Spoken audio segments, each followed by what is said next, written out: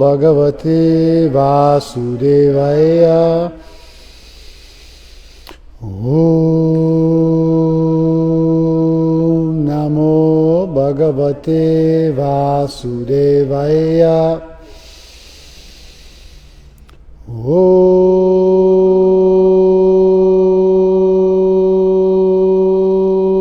namo bhagavate vasudevaya.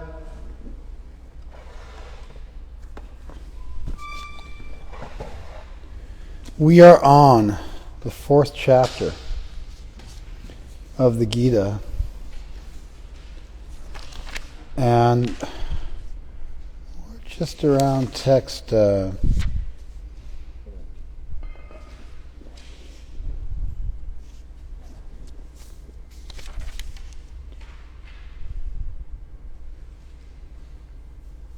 text 19.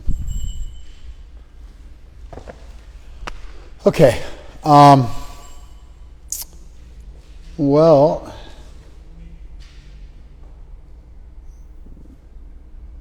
the 4th chapter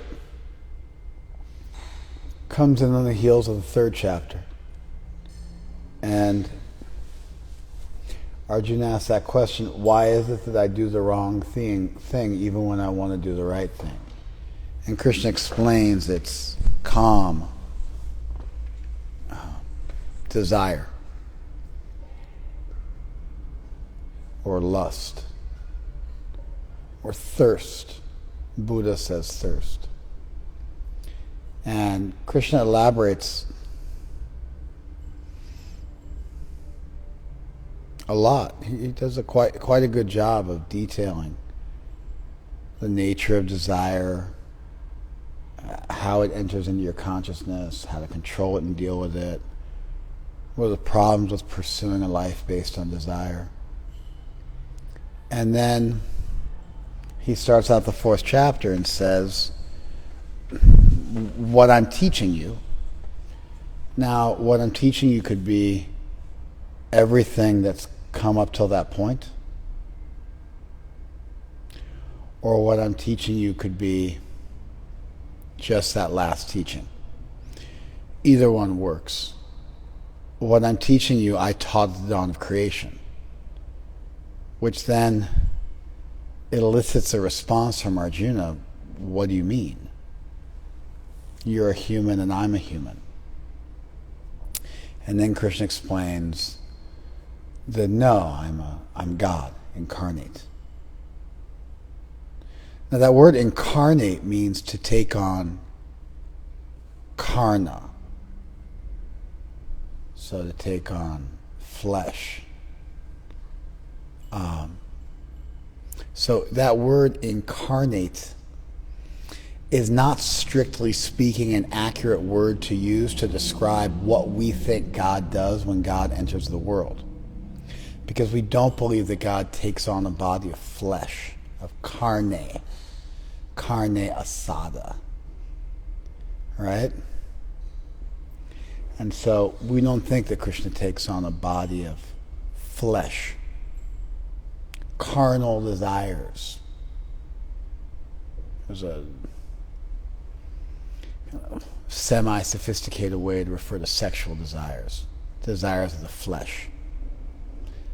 The spirit is strong, the flesh is weak. You hear this all the time. I mean, you don't hear it all the time. It's unless you're hanging out at, like, you know, evangelical circles all the time. So, strictly speaking, our understanding is that when God comes into the world, God remains divine, does not take on a body of flesh, and spirit becomes manifested in matter. And if you wanted an easy illustration to outline our understanding of what God's appearance in this world consists of, we have a soul, a spark of eternal consciousness, in a body. God's whole body is made out of spirit. God's body is a soul. God's not a soul in a body, but God is a spiritual being with a spiritual form that comes into this world and becomes visible to us miraculously by his omnipotence mixed with his omnibenevolence. But God never compromises his divinity in order to appear in this world.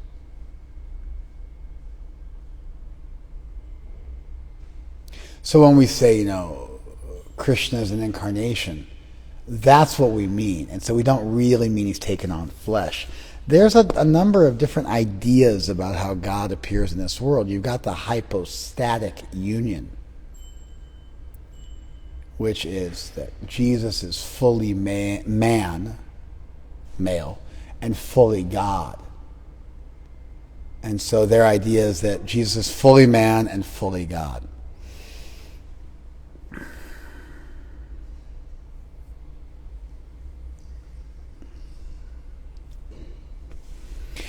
I think it's an inferior perspective, but it's not that it's absolutely unworkable, because you say, how could God be fully man and fully God? Well, he's omnipotent, so he can do anything.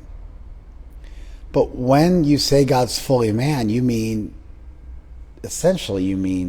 compromised and subjected to forces beyond himself.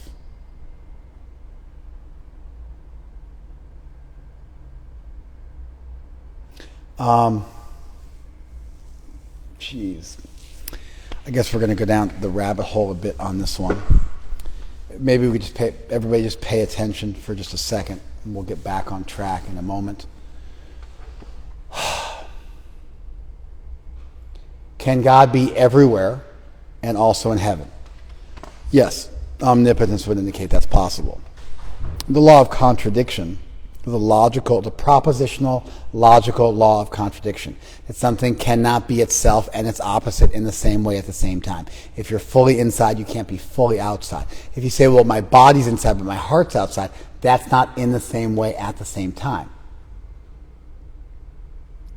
So a thing cannot be itself and its opposite in the same way at the same time. That's the propositional, when you make logical statements, which are mathematical statements with ideas. That's one of the three laws of propositional logic. That a thing cannot be itself and its opposite in the same way at the same time. It's pretty inviolable.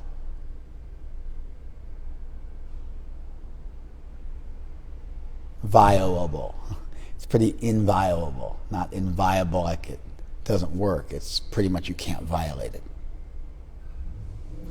inviolable. Google it.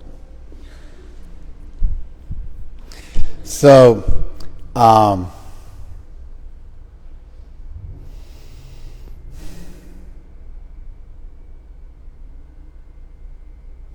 omnipotent being, I think to some extent, can start to fudge with the laws of logic standing above them. The very meaning of omnipotence is that you are above any law, that you stand above it. Therefore, you're omnipotent. You are absolute. You are not subjected to anything beyond yourself. That's what it means to be an omnipotent being. But if you take omnipotence too far, then you get these nonsensical statements like, can God make a pot so big he can't lift it? Sure, and then he can lift it, and then he can make another one even bigger. And so, because there's a number of ways that you deal with the omnipotence of the deity, but I think the simplest way is that God is omnipotent, except that he can't do anything which would violate his omnipotence. That's kind of a standard Christian Middle Ages, and it's good. It holds water. Another one is that God may choose to give up some of his omnipotence by giving us free will. And then if God was to compromise our free will and be fully omnipotent, then then we wouldn't have free will. But if God gives us free will, He's willingly giving away some of His omnipotence. So in the same way that God can not act in a way which would compromise His omnipotence, God cannot act in a way which compromises free will, which He bequeaths to us. So He still gets credit for it, but it's almost like a gift He gave of Himself to us. And so you start to fudge around with this. Also, do square circles exist? Can God make a square circle? No, because square circles don't exist. So can God make something bigger than what He can lift? No, because that's the meaning of omnipotence. There's nothing He can't do. You follow? And so in the same way that God's not faulted for not being able to make a square circle, because a circle by its very definition has no angles, similarly, God also can't make something He can't lift, because that's impossible, because He's omnipotent. These are some of the ways that philosophers have. Now, that doesn't work for me because I don't believe in determinism. So I've got to go with a soft omnipotence. God's omnipotent, except that He doesn't compromise our free will. Could He? Yeah, I guess theoretically God could compromise our free will, but He doesn't, because He's all good. And all good and all powerful work together, just like justice and mercy work together, and you come up with a nuanced vision of the deity that has to go through a few hoops. You have to be able to jump through a few hoops like I just did. Does that make sense?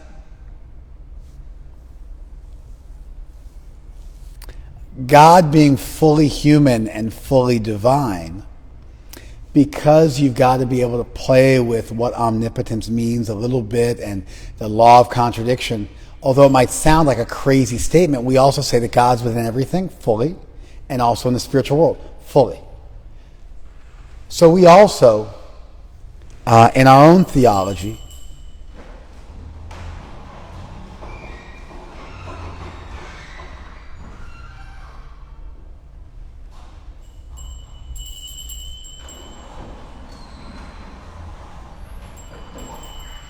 navigate these kinds of waters. How we have free will, but God's still omnipotent, maybe with a lowercase o, maybe it's a softer omnipotence. We navigate these kinds of questions, and we have a bit of a nuanced view of what it means to be omnipotent, and what are the limits of that, and what is possible and what's logically not possible. But at the same time, God may go beyond some of the laws of logic and be a thing and its opposite, in the same way as God can fully be in your heart and fully be in heaven at the same time. But if you really press us, we don't actually think God's fully in your heart. His expansion is in your heart, but in His full-fledged form He's in heaven. That expansion may be omnipotent, it may be omniscient, but it's not the origin. The origin is up there. And so we do still use some logic. And you could say we still follow these rules of propositional logic. And when we say God is, impersonal and personal, well, but the impersonal comes from the personal, and therefore one of them is primary and one of them is a secondary existence. And so we do still hew quite close to the realm of logic. I think when you say that God's fully human and fully divine, it gets troublesome, because God could be fully divine, and that could include personhood and individuality and feeling and thought and love and consciousness and will. We normally think those things belong to humans, but there's no reason why those things couldn't belong to an eternal divine being, devoid of the inebrities we find in our iteration of these qualities. Our individuality limits us. We don't know what another person is thinking. Our individuality, therefore, makes us not omniscient. Our individuality also limits us because we're subjected to laws like entropy and old age, disease, and death, and things of that nature. And so our individuality, our humanity, in many ways demonstrates that we are contingent, we are derivative, we are not omnipotent, we're not omniscient. And so really when you say human, you mean frail and material and subjected to laws above yourself. You follow? I think when you say that God is that, you're crossing too big of a line and you're getting into straight contradiction. Because divinity is the absence of those things. And so you're kind of saying it's fully this and fully that.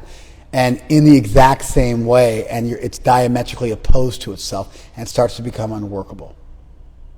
Generally speaking, if you chastise or say this to a Christian and you try to get into it with them, a sophisticated Christian, they'll talk about the mysterium tremendum, the tremendous mystery, or they'll talk about reveling in these ideas, and it's just a way for them to, in some kind of sexy way, essentially avoid the question.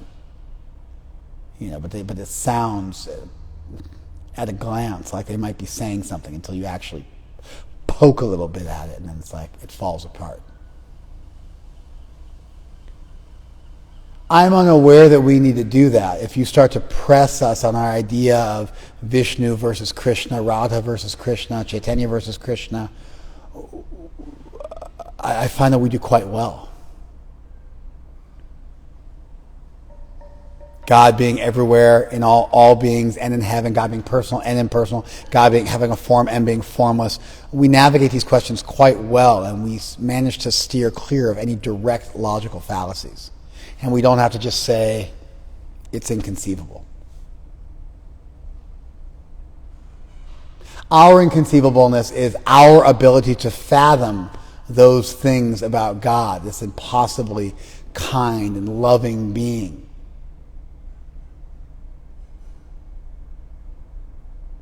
Our inability to conceive of what full omnipotence looks like.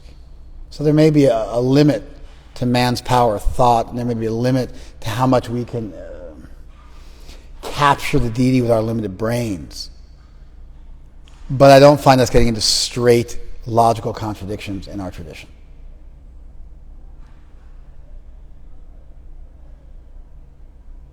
Maybe the closest would be that God is somehow the creator of this world, but untouched by it. And therefore, God is fully spirit, but yet manifested in the material world, but it somehow or other never touches it. That's a tough one. But not really, because ultimately, if you push us on it, what do we say? I can't hear you. Please don't mumble at me. Please yell at me. I've never been into mumbling, and I'm still not. God's omnipotent, so we could be in this world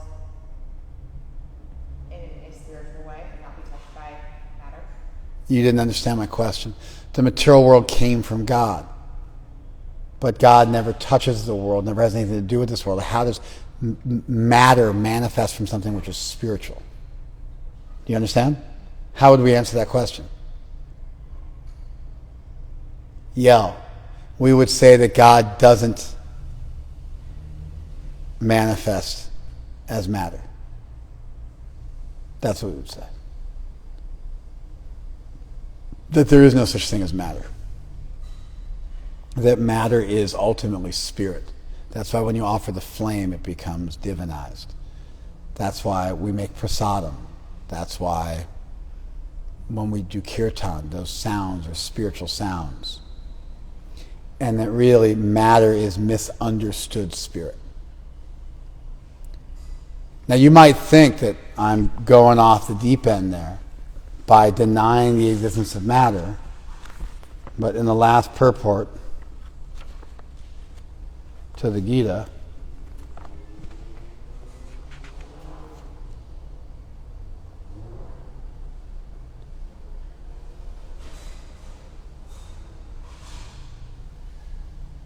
although superficially the Supreme Personality of Godhead, the living entity, material nature, and time appear to be different, nothing is different from the Supreme. There you go.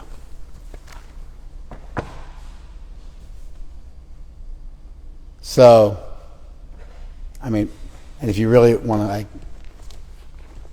just go ahead and honor the full statement. Give me a second here.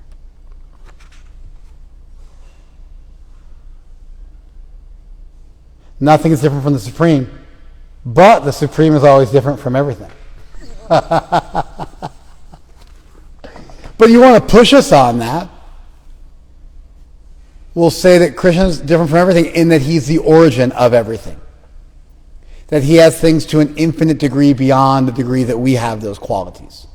That Krishna's capacity for love is infinite, and ours only becomes infinite when we lash ourselves to Krishna, when we tether ourselves to Krishna, like a spark to a flame, like a spark to a fire, like a photon to the sun.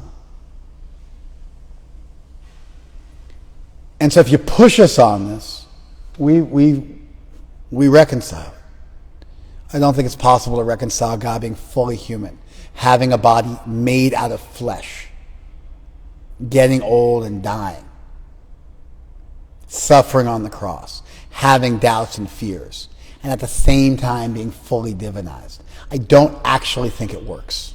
I think it's a straight-up contradiction, diametrically opposed, and I think the early Christians just weren't that philosophical. I mean, they had these different ideas. Arius had this idea that God was like Christ was an empowered man. Other people said, no, he's God. And they were trying to house those ideas together. So they syncretistically threw these unworkable concepts together in the Nicene Creed and just called it a day. Because it's like they had strong communities saying different things, and so they just kind of put them all in one melting pot and didn't bother to worry about the fact they had a black Klansman on their hands. You guys didn't get that? Black Klansman, Ku Klux Klan, Black Klansman. It was a movie that came out recently.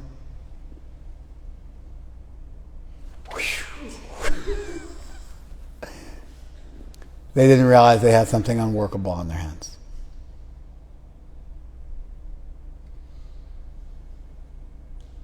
Interestingly, Malcolm X spoke at an event sponsored by the American Nazi Society in the early 60s. They were both for segregation. Malcolm X being with the Nation of Islam at that time. He eventually evolved out of it. Being with the Nation of Islam at that time, he was kind of just spreading his wings.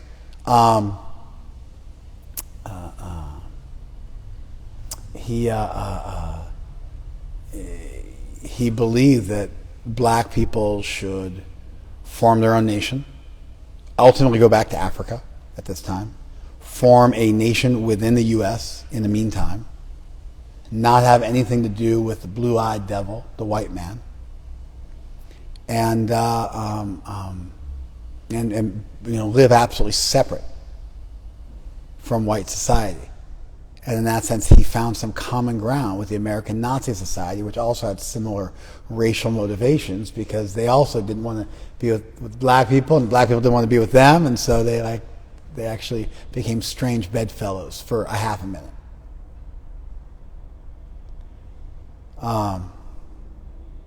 Malcolm X is a fascinating personality.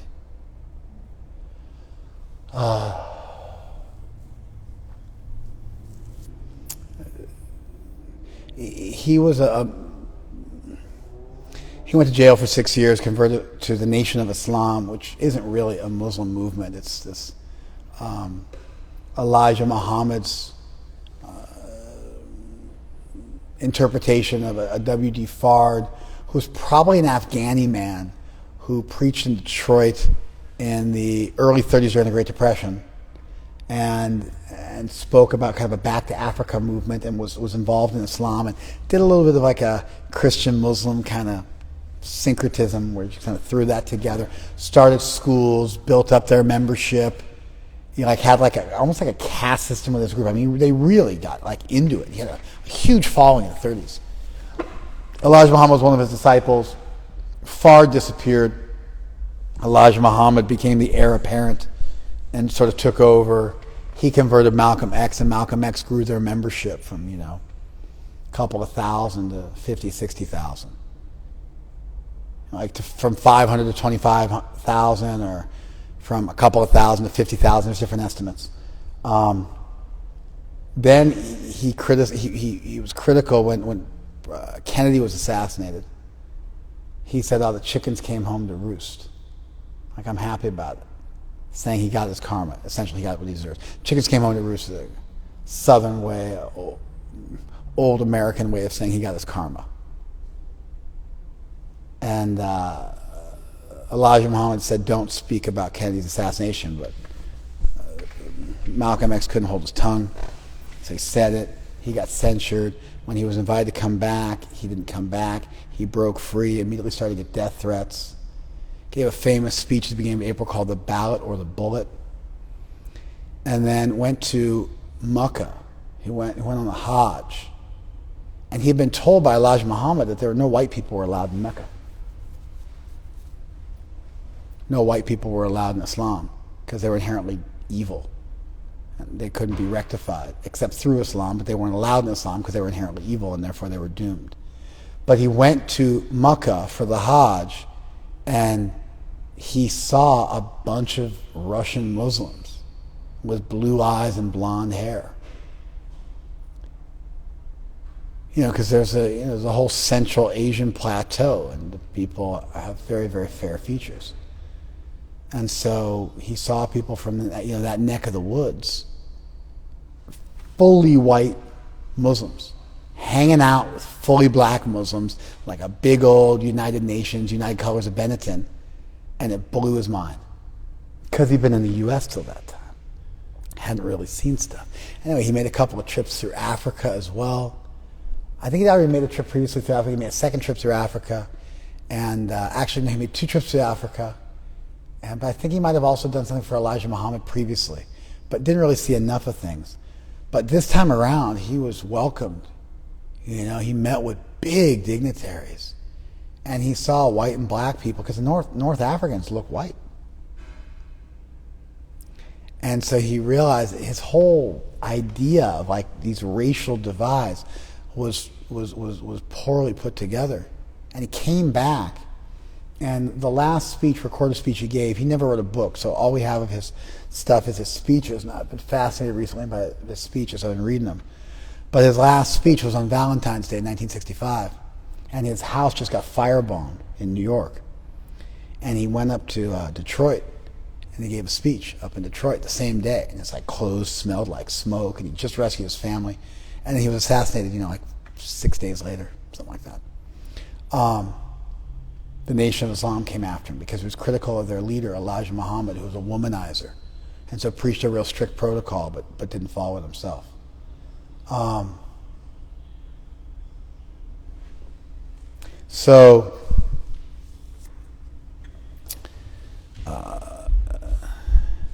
In that final speech, it's interesting because you see a lot of he had some ideas that he kept. He said, his last speech said, I'm allowed to be a fool. I had a lot of foolish ideas. I'm allowed to be a fool. I'm allowed to grow up and make, get wiser as I get older. And I parroted a lot of the stuff from the Nation of Islam for so many years, but, I've realized I made the mistake of my ways and I'm changing the way I think. So he gave up his real segregationist thing and his real racism against the blue-eyed devil of Elijah Muhammad. That's what they call the white man. The blue-eyed devil. And so he gave that up. But he still kept this idea that although he was a Muslim, he wanted to have an organization that was involved in direct action and did not require you to be a Muslim, and you could participate in direct action and work for equality without necessarily converting to his religion. That's a pretty cool idea. He had that when he was with the Nation of Islam, and it was a problem for them because they wanted everybody to become members. But he had this broader idea from way back then, and it stayed with him until a couple days before he died. He also had the idea that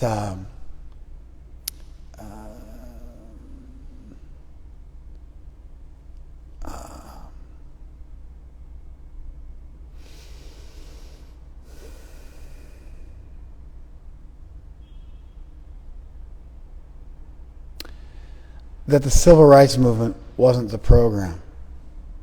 He wanted to raise it up to the level of human rights. You saw this right when he was breaking from Elijah Muhammad and the Nation of Islam, but it carried through all the way up until the end. He said we need to make this a human rights issue so the whole world can get involved.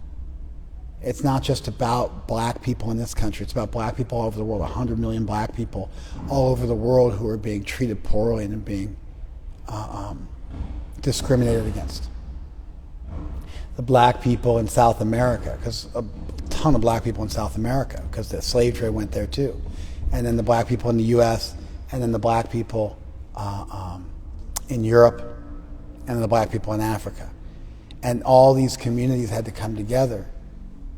And he also kind of evolved into this idea that, all people of darker color, whether it be Asian people or African people, but they were all being discriminated against. He saw Indians being discriminated against, Chinese people being discriminated against, and African people being discriminated against. And what they all had in common was they were suffering the colonial powers. And he was really into breaking free from colonialism, which actually like Roosevelt was into also. And that was a big piece of World War II. Roosevelt died and Truman took over, and Truman was a terrible president. And so everything got rolled back. But Roosevelt was really into this also, ending Britain's colonial rule, which essentially was a way that the white people from England were exploiting the rest of the world and stealing its resources. So he globalized his idea, and he really got into this human rights instead of just civil rights. It has to be like a human rights issue. Then, therefore, the UN can take it up. And it goes beyond just a domestic issue that the U.S. government gets to adjudicate, and it now goes to the world court. He was a big thinker. He carried with him, from the very beginning until the end, a willingness to use violence. He thought Martin Luther King was weak. He thought all the civil rights leaders were weak. And he spoke about it with a lot of conviction. Enough so that when Martin Luther King eulogized him after he passed away, just a minute before Martin Luther King himself was assassinated, he had to say, "We didn't agree, but I respected him. He had many different ideas than I did, but I respected him." He called their march on Washington a farce on Washington. He thought it was a joke, that they sang Kumbaya and hung out and did what the white people told them to, and then dispersed at the end of the day. He was Malcolm X was savage. He got really pissed off when the cops used violence against black people indiscriminately and unfairly, especially when they started the fight and then turned it all around. Before cell phones, you get away with anything because nobody could, it's your word versus theirs. Cell phone footage, camcorder footage changed the world. It was the LA riots in '92. It was because they had that camcorder and they could show Rodney King being beaten. Otherwise, they just make up a story. Oh, this guy came at us and he did this and he did that. So easy, and no one could ever overcome the blue line of all the cops who would say this is how it went down, and their testimony counts for more. Anyway, they beat up some black guy, took him to prison in New York. He got thousands of people together and sat in front of the police department and freaked out. And then he demanded he be allowed to come in and see him. And he took him to the hospital and then brought him back. He was so tough. He got the cops to release him so he could take him to the hospital, get looked at. Then he brought him back. And then they were going to hold him overnight in the rain the next day morning. And then he's like, all right. And he felt like they were, going to behave properly. And then he walked out and he just went, and the entire crowd of thousands of people dispersed. Just with a hand motion. So he carried with it the idea, the ballot or the bullet. We're either going to vote. 1964 was the year he said that. It was an election year. We're either going to get our way by voting for it, or we're going to get our way by with a bullet. But either way, we'll have our justice. This really beautiful idea that you have to respect yourself, and then other people will respect you. You shouldn't ask for your rights. White people don't have to ask for their rights. They're just granted to them automatically. Why do black people have to fight for their civil rights? They're theirs. If you try to take them away, you're now breaking the law, and we can use violence against you. That idea stayed with him till the end. He was fearless. He would talk about people wanting to kill him, how Elijah Muhammad's people were going to try and kill him. He didn't care. And whereas Martin Luther King, they found out so much dirt on him, I don't want to get into it because I don't want to. De mortuis nil nisi bonum. only the good of the dead. But they were after, for 15 years, they were after Malcolm X, constantly surveilling him. They never found any fault in him. He had a good character. Anyway, that's Black Klansman. This idea of the hypostatic union, I don't think is workable philosophically. I think they stray too close to illogic, and they go over Niagara Falls, and you can't work it out. And I think they just got freaked out and threw it all together. But Krishna introduces divinity, that he's God incarnate, but we don't literally mean incarnate. We mean he's the avatar. Avatar means crossing down. Ava means down, and tar means to cross. When God crosses down into this world. And so Krishna introduces himself as the avatar, and then he explains that Arjuna should follow. I mean, there's a few nooks and crannies. I got into that in previous classes. But he explains that Arjuna should follow his example. In the same way Krishna created the universe, but managed to stay unscathed, Arjuna also can do the same thing. And then he mentions you have to understand karma, vikarma, and akarma, and that leads us to where we are now.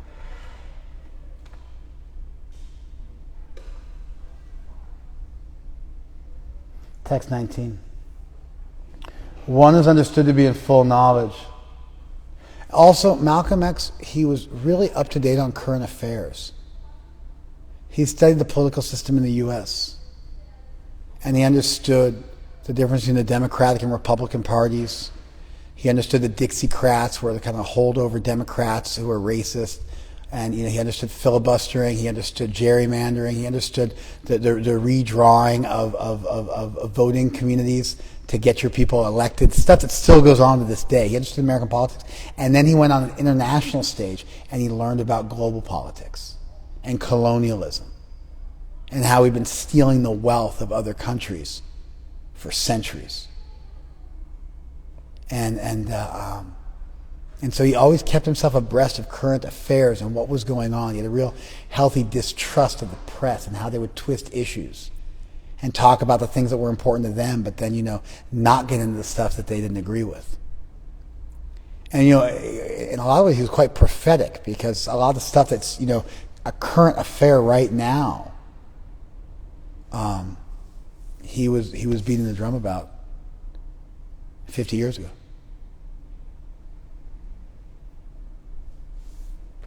Okay. One is understood to be in full knowledge whose every endeavor is devoid of desire for sense gratification. Kama sankalpa varjita. One whose determination to follow their desires has been rejected or given up. So they've given up their conviction to chase after their desires. In that sense, you can see this section, this chapter, very much linked to the previous chapter where calm or desire is considered to be the enemy. Because right here, when Krishna is really breaking it down for Arjuna, what it means to follow in his footsteps, you have to give up calm or selfish personal desire. Sarve samaramba, in all your endeavors. If you can give up your desire for sense gratification, then jnana agni dagda karmanam, then your karma is burned up in the fire of knowledge.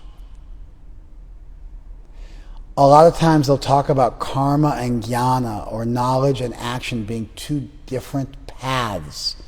If you read, you take a beginner's class in Hinduism, you'll find these different yogas, jnana yoga and karma yoga. They almost read like they're completely separate paths, like different religions, like Christianity and Judaism. Nothing could be further from the truth. And you see Krishna here saying your karma is burned up in the fire of jnana. And so these terms get mashed together all throughout the Gita.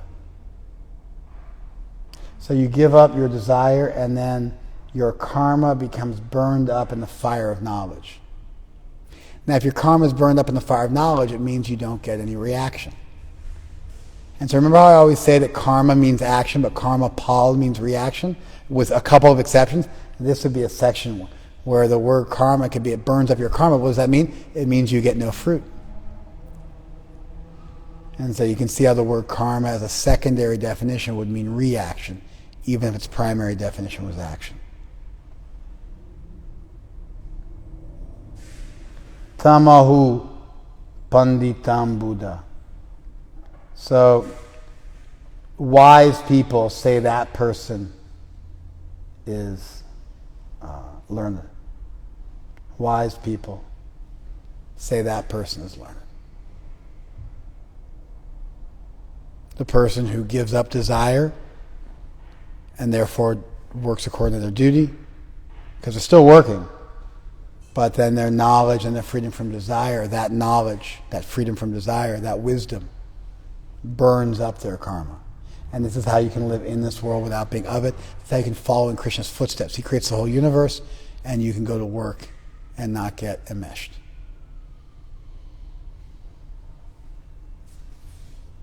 One is understood to be in full knowledge whose every endeavor is devoid of desire for sense gratification.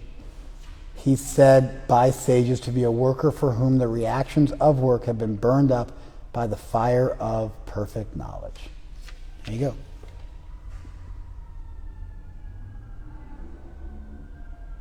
Such a man of understanding acts with mind and intelligence perfectly controlled, gives up all sense of proprietorship over his possessions, and acts only for the bare necessities of life. Shariram kevalam karma. Shariram. Did I lose a verse? Yeah. Okay. Sorry. Abandoning all, this is text 20, abandoning all attachment to the results of his actions, ever satisfied and independent, he performs no fruitive action, although engaged in all kinds of undertaking.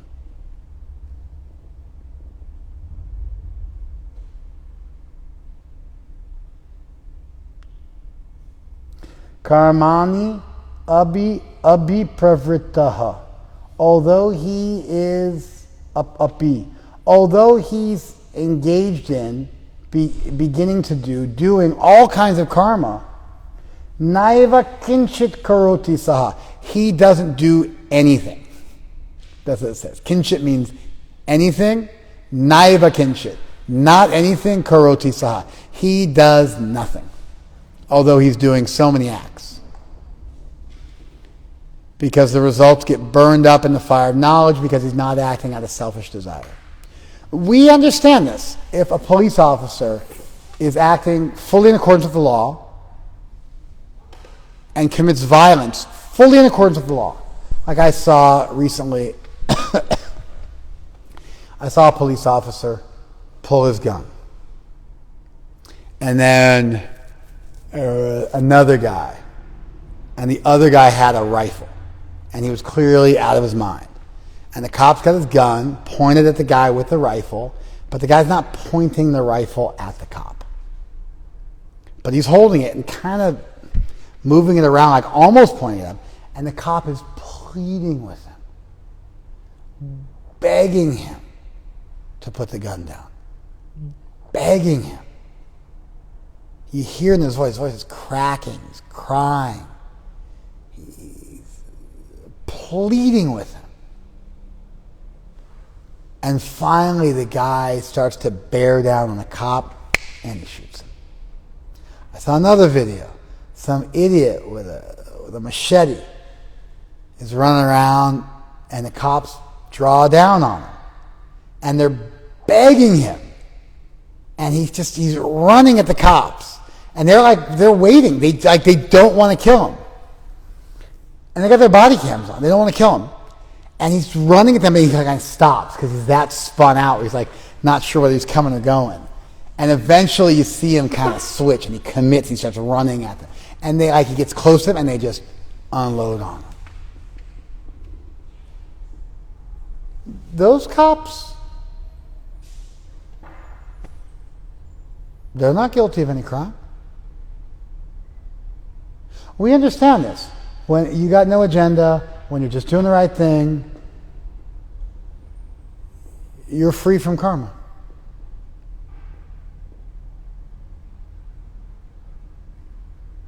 You're peaceful. You did the right thing. Even if there's some fallout, there's some carnage, it was unavoidable. You did the best you could. Even sometimes you did the best you could with the knowledge that was available to you at that time. You made the best decision. Maybe the guy's gun was unloaded. How could you have known that? You're still not guilty. So what Krishna's saying here, we can take it to further than that. We can take it to, your desire for enjoyment and selfish desires for you and your family above other people and materialism in general. But with regard to using violence in the workplace or something like that, it's very easy to understand how when you don't have an agenda and you're not acting out of malice towards somebody, you're not accountable, even if you kill somebody, in accordance with the rules of engagement, what have you. There's that guy, Chris Kyle. He's a famous book. He was a Navy SEAL. There's a famous book about him called American Sniper, which got turned by Clint Eastwood into a movie maybe about a little less than a decade ago. It was just bizarre how he died. He died because some schizophrenic veteran shot him at point blank range while he was helping him.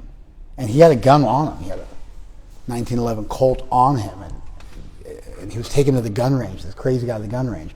Why would you take a crazy guy to the gun range? But whatever. They were taking him to the gun range for some military therapy, and the guy shot him while they were headed to the gun range. Sitting behind him in the car, shot him to death. And his friend.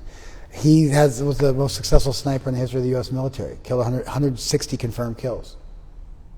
His first kill, he shot a woman who was holding her baby in one hand and a grenade in the other hand. And she was getting ready to throw it at the troops. And so he shot her. He said she was going to kill herself anyway because she was going to do like a suicide bomb. So she was going to die anyway. And maybe her kid was going to die too. So he just stopped the Marines from also dying and stopped the kid from dying. But that was his first introduction to being a sniper in the Middle East, was killing a woman holding her baby who also had a grenade. Killed 160 people. It's like huge numbers. Huge numbers. But he's a hero in this country. Nobody faulted him because he followed the rules of engagement.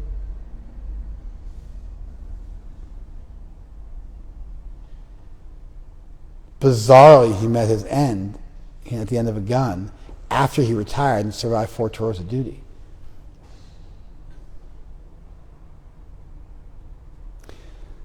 So, yeah, although we may have to expand our understanding, like lust, anger, and greed, and when those things are motivating you, and learn to, there's nothing worse than a religious person who's self-righteous.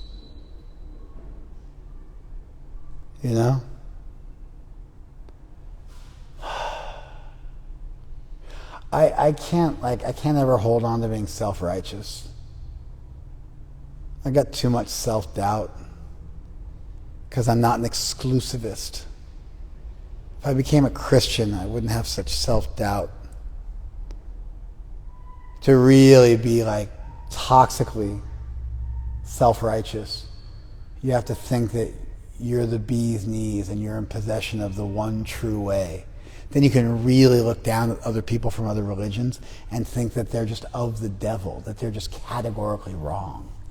But if you don't have such an exclusivist worldview, then you might meet a Christian who's more pious than you. Or you might meet somebody who's not as evolved in your religion, but they're a better person. And you have to also, if you have a deep enough religion, you have to contend with things like lust, anger, and greed, and false pride, and envy, and malice, and all sorts of other,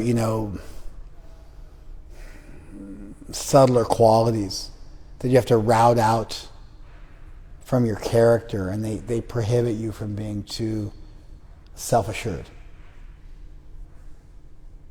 And you're always questioning yourself. And it's not as easy for you to just be completely self-righteous and throw somebody else on the fire, because you've got the one true way. Does that make sense? Anyway, so it's interesting, but you see here like a much healthier spirituality. It's not exclusivistic. It's not based on, what religion you're a part of. It's based on your freedom from desire. Your transcendence is based on your freedom from desire and self-interest. And those are things that it just takes a little bit of honesty with yourself, and you know where you're at. Usually young devotees really think they're advanced. And the older you get, the less sure you are of your own advancement. The more comfortable you are admitting your flaws. The more comfortable you are, admitting your flaws and owning them. And so it makes self-righteousness next to impossible. Introspection does. So you've got a high standard here. And it's not just, can you shoot somebody and not have committed a crime, but it's as you're moving through life and you're doing things, what are you doing for yourself versus what are you doing out of a sense of duty?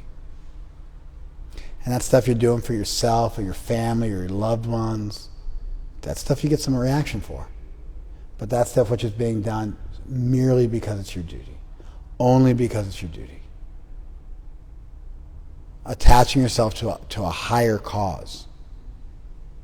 Those things yield no karma.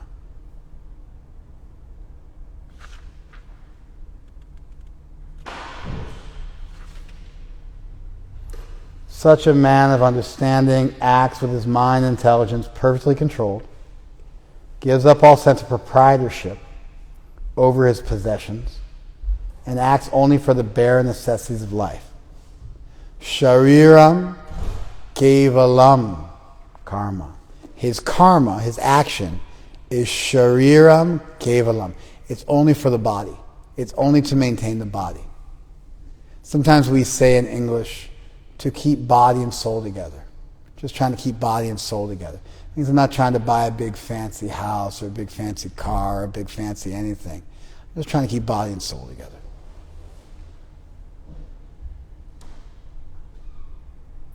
You follow? Even like when the government garnishes your wages or something like that, there's a certain amount they don't garnish your wages beyond, because you can't even live on that. There's like some idea, like we can't. You got like $5 a year, we can't like take from you, because you can't even like keep body and soul together with that amount of money. The more people make them, the more they get taxed, because they're living far beyond necessity. There's kind of an understanding like this.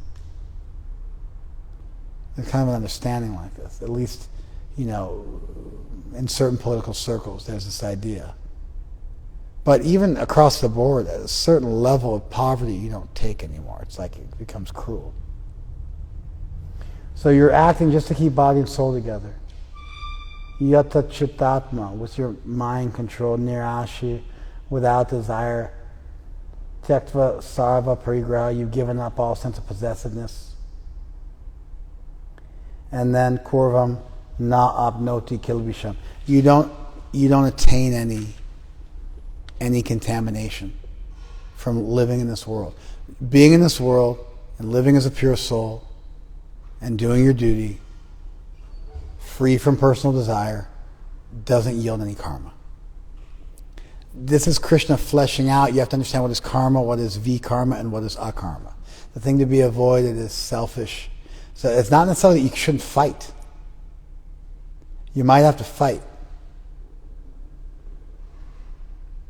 According to Chris Kyle, his dad told him there's sheep, there's wolves, and there's sheepdogs. There's the sheep, that's just blind people just doing whatever they're told. There's the wolves, that's the predators, they're preying on the sheep. And then there's the sheepdogs. They learn to spot the wolves, they attack the wolves, and they protect the sheep. And so his father raised him from a very young age to conceive of himself in this way, as being a sheepdog, a protector. So Krishna's talking to Arjuna. What's on the table right now is, the subtext is, you should go and kill a bunch of people. If you're worried it's a mistake, get rid of your material desires and then go out and kill a bunch of people. Do it for the right reasons. Don't see red. Don't get into the fog of war. Get yourself squared away and straightened out, and then go and do your duty.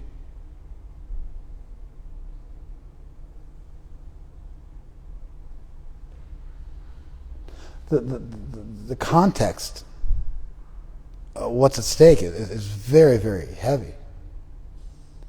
It, of course, is true for the whole world, but the specific context Arjuna finds himself in, this is what Krishna's saying.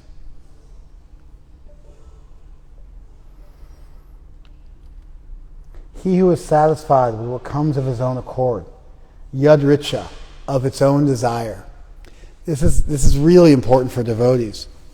You do your duty, and what may. You do your duty, come what may. Yadricha. We endeavor strongly for bhakti. In this material world, we're always ready to walk away. Not because we're escapists, not because we're afraid, but we don't want to get enmeshed. And so there's always a willingness on the part of devotees to allow themselves to be turned away from something. Hey, Krishna, maybe you don't want me to do that. If you want me to do it, then it should come relatively easy. If it's too much work and it's too much endeavor, it's too much of a grind. It's the exact opposite of what you'll get if you go on Instagram to find your inspiration for making billions of dollars. It's the exact opposite. Because the devotee has already committed themselves to a life of plenitude in terms of loving Krishna. And he does not want to get enmeshed in the material world in a way which is going to affect that negatively. And so the devotee is always a little aloof, always kind of waiting for the hammer to drop. Maybe that's not what Krishna wants from me. Maybe it's time for me to let go. Maybe it's time for me to move on.